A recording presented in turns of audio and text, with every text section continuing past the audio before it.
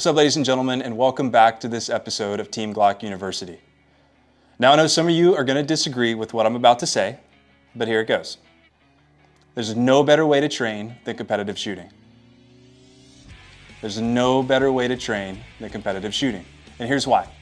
Competitive shooting allows you to test key elements of shooting under certain levels of stress. Say you're law enforcement, military, or even the 9-to-5 accountant that just loves being on the range. Competitive shooting offers you the ability to test your skills and also develop new training plans to continue to grow those skills. Now, what are the key elements? Pistol manipulation, shooting skills, movement, and testing your gear. So let's dissect those a little bit. What is pistol manipulation? You get to work on your grip. You get to work on reloads, whether static reloads or moving across a range and reloading. You get to work on transitioning the gun from your strong hand to your support hand. You have the opportunity to get really comfortable working with the pistol. Shooting skills. You get to work on transitions. You have a vast array of targets and target difficulties that you get to work on with your transitions. You get to focus on sight acquisition, recoil management, and being a disciplined shooter. Movement. Across different shooting sports, there's a lot of different types of movement. Say in tactical games, you may have a long movement or a movement to a rig or a movement to the shooting line. You have to be efficient. In something like USPSA or PCSL or a sport like that, you have movements throughout a course of fire. We have to navigate your way around a stage. And working on movement, being able to test those skills, allow you to be faster or more efficient, or to create a really stable shooting platform and prepare yourself for that next movement, which we've covered in previous TGU videos. The other thing is testing your gear. Now, I know some of you are going to say, you're supposed to test your gear before you show up to a competition or show up to train, which you're absolutely correct.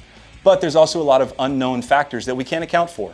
What if you find in USPSA that your mag pouches are located in the wrong place, or they're not super efficient when you're trying to do a reload while moving across the stage of fire or course of fire?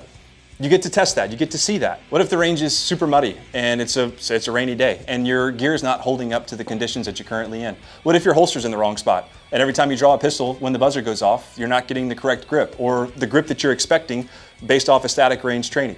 You get the opportunity to test all of this gear, and then you get to go back home and fix all of this stuff and then continue to test everything as you work on new training plans. Now, the other great part of competitive shooting is the community.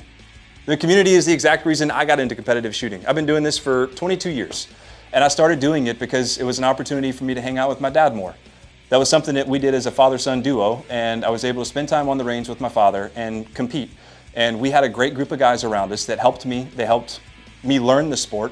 They offered me a ton of advice, and that community is available to all of you that are thinking about competitive shooting, on the fence about competitive shooting, but don't really know what to do or how to take that next step. And if you don't know exactly where to start, GSSF is a great place to start. It's a great community, great competitions, great atmosphere, and is friendly for all shooting levels. So if you're on the fence, if you haven't tried it yet, please get out and try competitive shooting, because I'll say it again, there is no better place to train than competitive shooting.